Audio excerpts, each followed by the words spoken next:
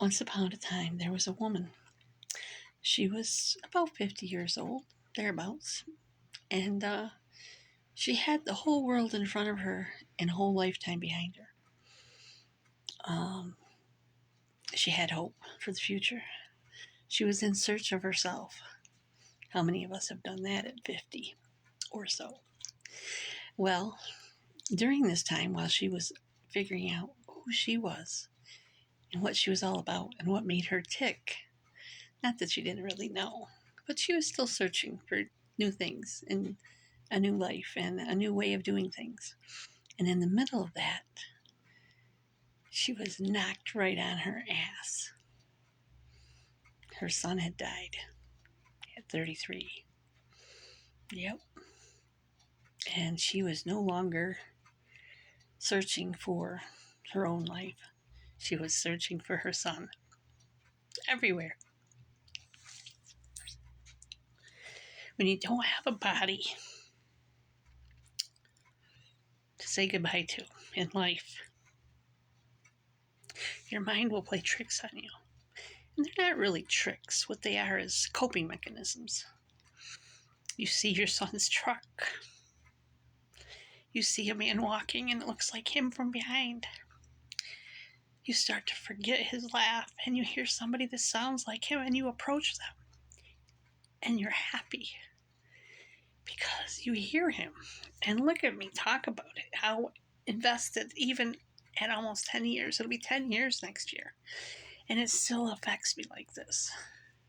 So when you see a woman, or a father even, or a family member, but mostly parents, when you see them grieving a child, just know they may look all put together, but this is underneath. Absolutely. And on some days, they're doing their best to survive. Now, with that said, I also felt like I was losing myself again. I became the woman that lost her son. Again, I was somebody else. I was never just me with my own name, just being me. I had been a daughter. I had been a sister. I'd been a mother. I'd been an aunt. I had been so many things in my life. I played father with my children, and I just wanted to be me. And guess what? I was angry. I was angry that yet again, within a year's time of me changing everything in my life, my son's whole life ended. Brakes on. He never completed any more tasks. Nothing seemed important to me anymore. Not even life. That's grief.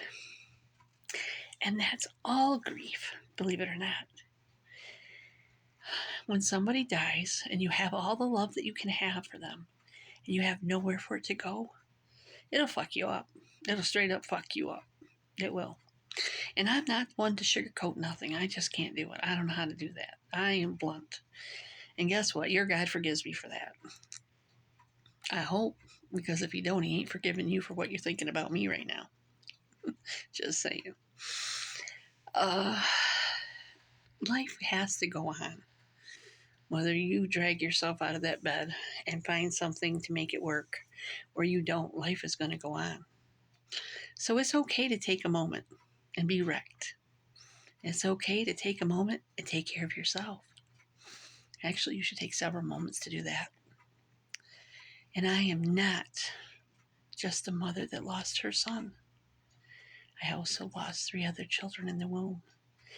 And I am thinking about my granddaughter right now because I don't know what's happening and there's something wrong in her pregnancy and I don't know what it is. So all I can do is pray positive energy. So will you all step on board and send my granddaughter and her family, her new family, energy for healing? Because that's what I need today. My life is going to be fine and I'm on my way out. I figure I got at least 44 more years to go. That's what my grandmother was. So I'm going to live a long time and I'm going to be around. And if you take your time to hate me, well, you're going to be miserable because I'm going to still keep on going.